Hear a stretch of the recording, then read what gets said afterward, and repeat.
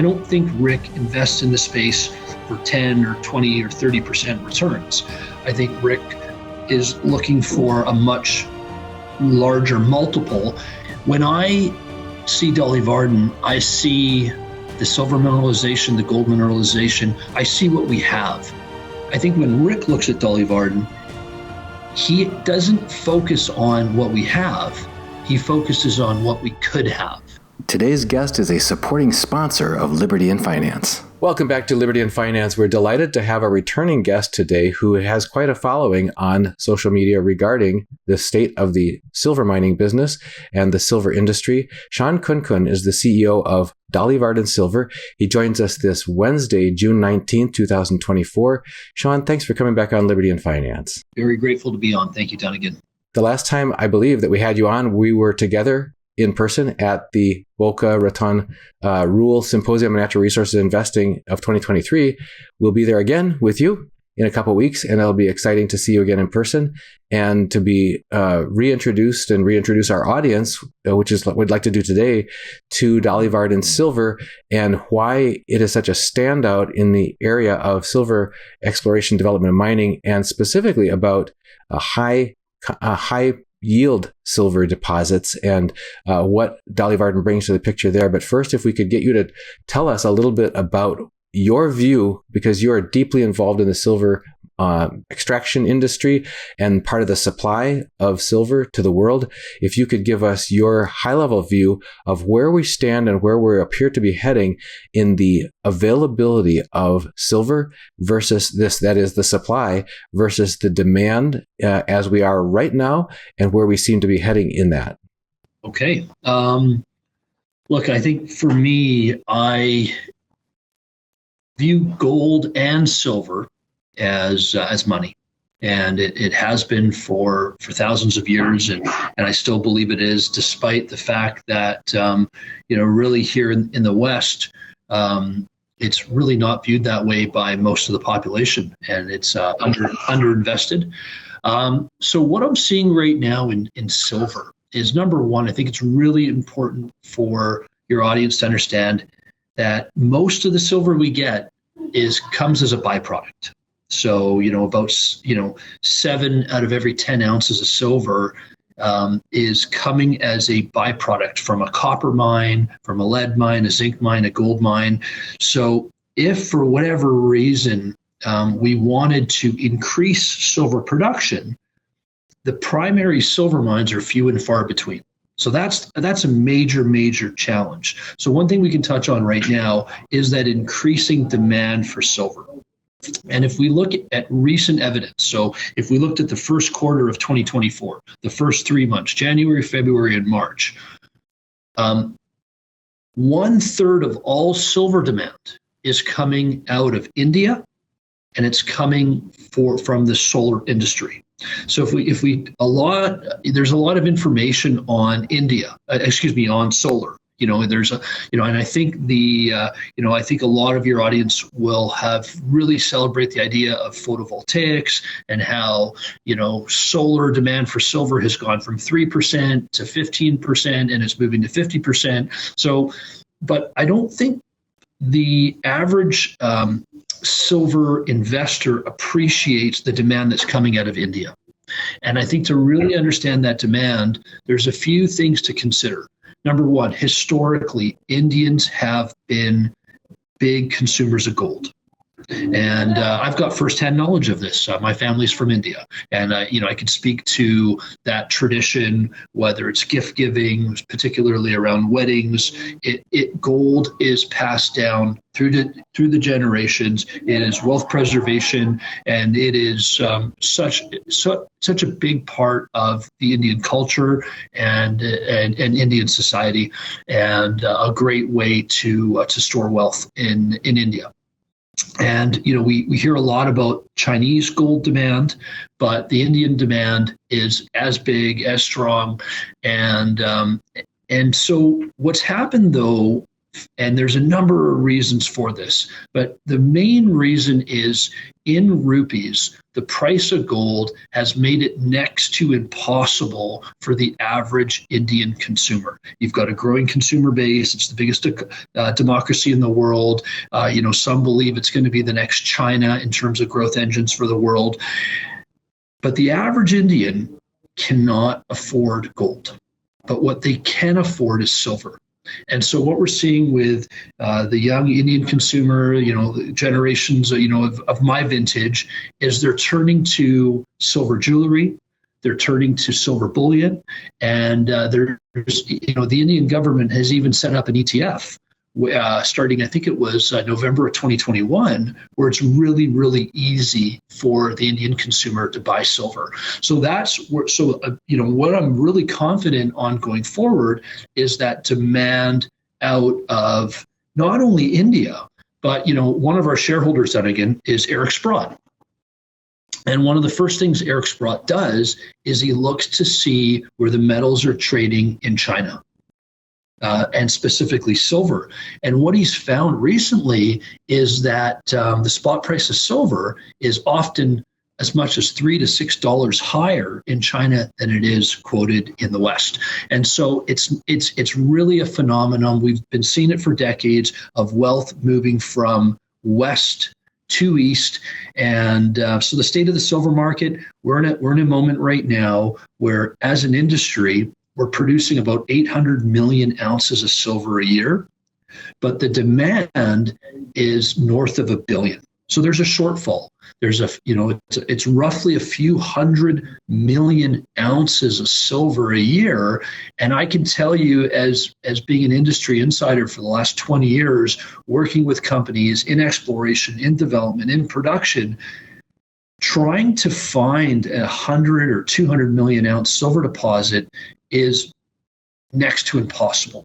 So where we're going to satisfy this demand in the future, I really scratch my head, and I think the only thing that will happen is silver prices will go dramatically higher to facilitate, to meet the demand, so that we can go out and we can encourage the appropriate exploration and development to secure more ounces. I wanted to add two personal testimonies that correlate to what you're just describing. Both happen to be with India. One happened to be with solar. And the first is that I used to work for about a decade at a major solar company, and the company had heavy demand of delivery into India and was even seriously considering making a manufacturing facility, super factory in India. I remember Reliance was one of the brands that was in India that was buying a lot of silver at the time, and I think they've grown ever since. But secondly, one of my coworkers there in the technical field was of Indian extraction, and his family, he had a grandfather who had passed away, but who had left the family a small home safe full of gold. And the grandmother kept the family going for 2 generations. She got all the children through university and medical school and professional, and finally got to where everybody was back on their feet again, and made it through what would have otherwise been bleak times for their family, and perhaps the end financially for their family if it had not been for that generational wealth that had been handed down by his grandfather. So that cultural affinity to the value of sound money as being just embedded in the culture there, as well as the burgeoning solar industry and the major manufacturers ramping up production there, are things that are both near and dear to my heart. I lived through associations with both of those. And so as you look forward, and we've talked with you about this before, about where's the silver going to come from, and we've talked to other economists like John Adams from Australia and others who look closely at the silver supply chain, and they say that is what is necessary to rebalance, to have the supply open up, to be able to be economically, whether it's from those who have who own stockpiles of silver being willing to release some of it at the right price, or whether it's development and that becomes economically viable, mining and et cetera, extraction that becomes viable at the right price to open up more supply. So that maybe that's where Dolly Varden Silver comes in, because you have uniquely positioned yourself as a silver company at focusing on high yield deposits. And you've got some deposits in Canada that are specifically promising.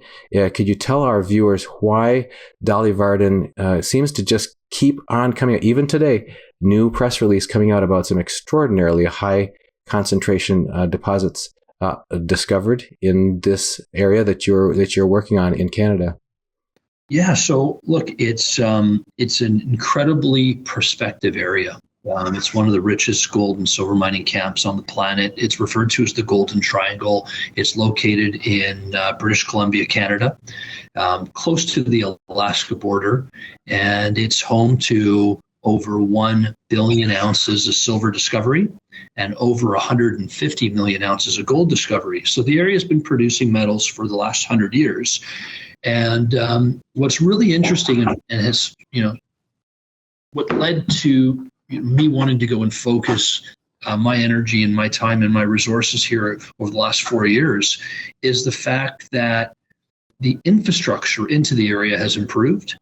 We're seeing some of the ice fields, some of the glaciers pull back considerably, opening up new corridors for exploration. So you've got improved infrastructure, less ice that covers some of the prospective area.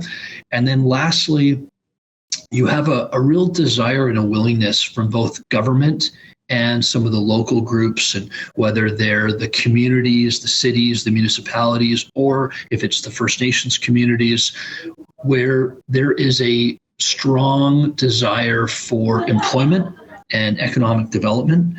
And I go back to some scarier times of our past, go back to 1929 with the stock market crash and into the Depression. If we look at the area that Dolly Varden has its mines, this was an area that was a bustling, thriving part of North America during the 1930s. So at a time where, most were, going without, and there was very, very high unemployment. This was an area that was one of the most bustling parts of North America, the Stewart area moving into the Yukon. And the reason for that was gold mining, gold and silver mining. It was the premier mine that the Guggenheim family were operating. It was one of the greatest mines of the era. And we've seen many other mines come and go since. In the 80s, it was the famous Eskay Creek mine that Barrick, one of the biggest gold mining companies in the world, operated well into the 1990s, late 90s. And then most recently, it's Newmont, so the world's largest gold producers operating the Brucejack deposit. So Barrick, Newmont, these are big companies, the biggest in the world, and this is right in Dolly Varden's backyard. And so what my vision for the future is, Dunnigan, I think we too could be going through some tough times in our future. With the debt levels that we're seeing and with some of the instability and uncertainty, I think gold and silver mining are going to get many through this difficult time. So I've taken a lesson from the past, from the 30s, and I've come into the area, and we've, in a very, very disciplined, surgical, thoughtful way, brought really good partners in, like Hecla Mining, like Eric Sprott, like Rick Rule, but it goes back at the end of the day to prospective rocks and really good scientists, and those scientists are continuing, as we see in today's news release, to find new zones. And I'll just finish with two things, and I'll turn it back over to you, Dunnigan. Dolly Varden was the richest silver mine in the British Empire when it was producing. That was in 1919, 1920, 1921. And then when the neighboring mine, when we owned the Dolly Varden Silver Mine, we also owned the Torbert Mine, We own many other discoveries that we've made subsequently, but the Torbert mine was Canada's third largest producer. It produced from 1949 to 1959. So what we've done is we've taken a strong history, we've applied some new science, some new technology, a significant amount of capital, and we're making new discoveries. And just one last thing is, in the Golden Triangle, what starts as a silver deposit, as you know, silver and gold have different melting temperatures, and as you get closer to that heat source, which is the gold. So what, Premier, Eskay, Brucejack, they started as silver deposits, and then as the explorers and the companies got into the heat source, they became known as the greatest gold deposits the world has seen. So that is the potential for Dolly Varden. We might have to change our name in the future to the Dolly Varden Silver and Gold. But I say that, and I'm half serious, because already half of the metal that we have in the ground is gold. We've got 64 million ounces of silver and 1 million ounces of gold, and very exciting that we're continuing to make new discoveries. One thing that just jumps off the paper at you, or the email screen, if you want to look at it in electronic terms, is the concentrations, the richness of the deposits that you're running into there. And also, I wanted to mention, as you were taking us through a history lesson there, you didn't mention, at least I might have missed it, Homestake, which is a big name in a lot of people's memories of mining. So that's in the same region where you guys are, is the Homestake mines. But anyway, what I was going to mention was your moose vein strikes that you've just finished in your latest drill results. You're talking about 977 grams per ton silver over a 5-meter intercept, including 3,670 grams per ton over a 0.79 meter intercept. These are numbers that are just breathtaking to people who watch for drill results from companies. Can you talk to us about how it is that Dolly Varden seems to keep coming up with these high concentration deposits? Is it you're in the right place, or you're looking in a certain way, or just the way that you're focusing leads you to those? I just think we're blessed to be in the right rocks. If we look north at the Eskay Creek deposit, the average grade done again was 2,400 grams per ton on average, at a quantity of 200 million ounces of silver. So, what most of us think about when we think about the Eskay Creek mine is the 3 million ounces of gold at 50 grams per ton. But those silver numbers, 200 million ounces at 2,400 grams per ton, it's exceptional. Now, we did have a drill result, and my birthday is on March 29th, 329. We had a drill hole, it was hole 329, where we hit 23,500 grams per ton silver. And it's the richest number I've seen on the property. And it was a 15-meter intercept of 1,500 grams per ton, 1.5 kilos. I think you guys accidentally just drilled into the vaults of the Homestake Mining Company. I think that's where they kept their bullion. I think that's what you really intercepted. But what's scary, exciting, and keeps me up at night is, when you make these great discoveries, right? You think, okay, well, how are we going to keep up to this high caliber that we've set? And then the team finds more, and sometimes better. So it's I don't know, for whatever reason, it's quite humbling, because it's in this mining can be a difficult business. It's highly cyclical, and we might just be coming at this at the right time. With silver, silver has doubled in price since I took over as CEO 4 years ago. And we could be growing this company at the appropriate time. There is a lot to be said for that in business, when the wind is in your sails and the seas are right at the same time. That's an important combination. It certainly seems that the silver price is likely to support better economics for a lot of mining companies going forward, and Dolly Varden should be one to benefit from that. So that rising tide can lift all boats, but it seems that there's more to the story about Dolly Varden than that, because that affects everyone. Rick Rule has explicitly selected Dolly Varden as one of the few, just a couple dozen companies that he's invited to be exhibitors at his symposium. Now, this is not the first year in a row.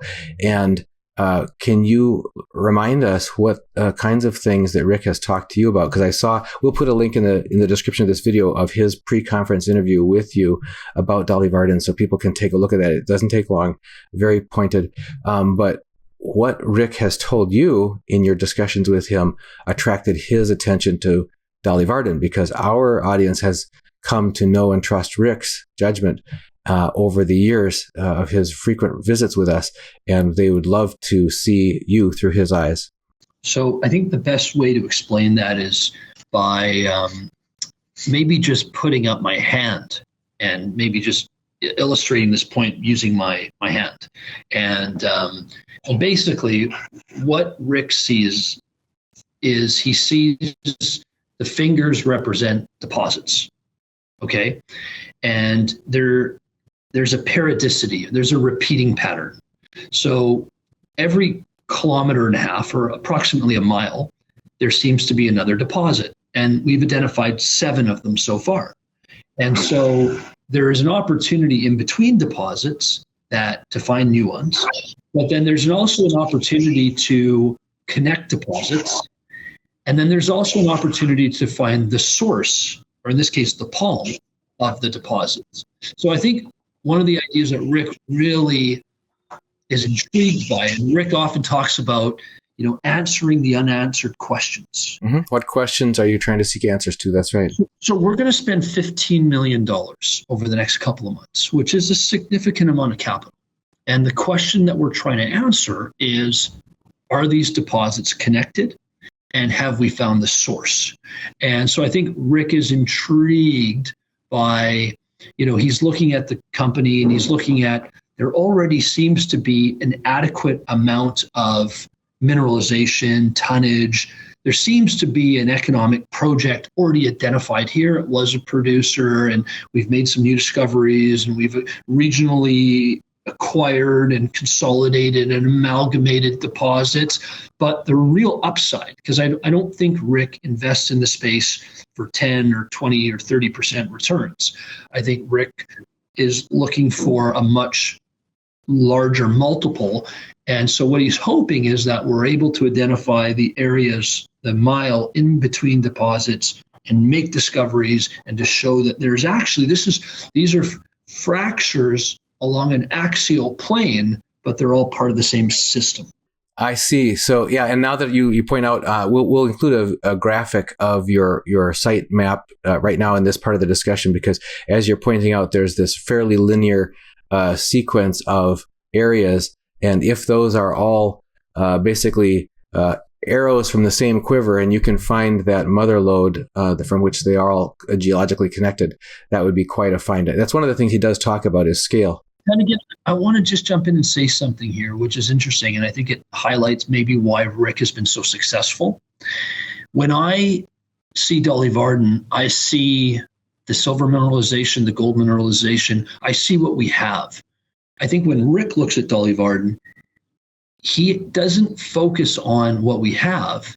He focuses on what we could have. The areas, the white on the page, the areas that have not been filled in. And I think it's rare, just his very nature of being a contrarian.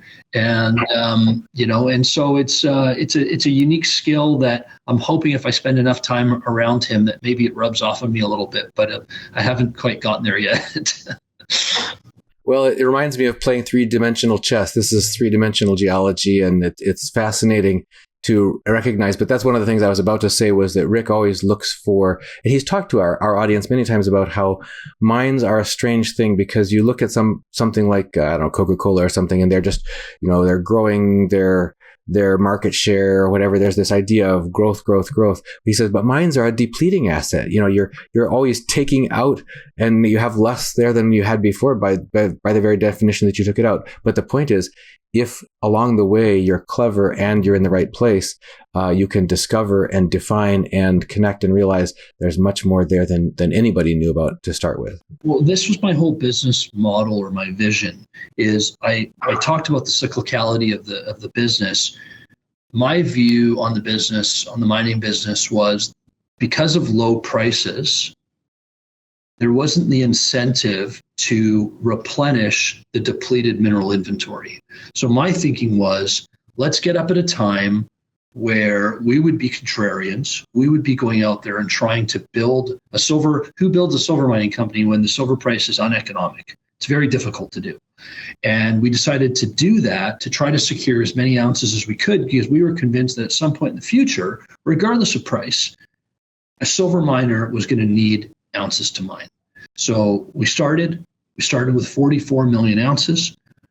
We've got closer to, in all categories with a silver equivalent, we've got closer to 150 million ounces. So we've added about 100 million ounces of silver EQ to the resource. And my goal is, and I believe, in my experience has taught me, that for an investor, right, an ounce was trading at pennies an ounce in the ground. And now we're moving to an environment where those same ounces will be trading at dollars. And sort of the range I've seen in the last decade or so is 40 cents an ounce in the ground to $4 an ounce in the ground. And if you multiply that $4 by 100 million ounces, that's a $400 million value. You know, in the case of Dolly, we've got 50% more than that. So this should be a $600 million company, and it's trading closer to $200 million today.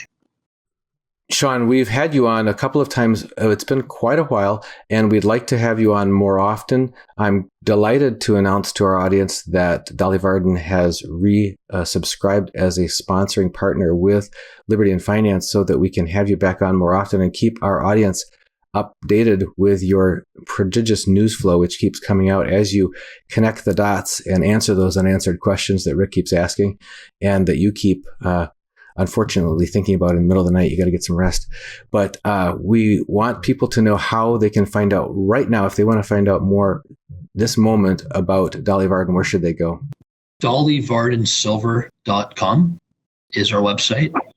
We are active on Twitter under the Silver Varden, or I should refer to it now as X, and we are on all the social media platforms. But you know what? We've also got a good old-fashioned toll-free number that rings to my phone. Good old-fashioned phone. And it's 1-800-321-8564. And we love talking to shareholders. And if, for whatever reason, I'm predisposed in a meeting, we've got a great team, and you've met some of those team members then again. And they're well-versed on the business and happy to talk to shareholders. Well, we're grateful for your presence here, Shawn. We'll look forward to seeing you in person at the Boca conference. And by the way, folks, if you aren't already signed up or registered to be at Boca Raton in person to talk to Shawn and the Dolly Varden team and the other exhibitors, or at least to do it remotely there's a virtual conference option, which you can do at your leisure, from your pajamas, on the weekends, whatever. Look in the description of this video. You'll find a link so you can register to the conference either in person or virtually. And Shawn Khunkhun, CEO of Dolly Varden Silver, thanks for joining us again here on Liberty and Finance. Grateful to be on. Thank you so much, Dunnigan. I look forward to seeing you in a few weeks in person.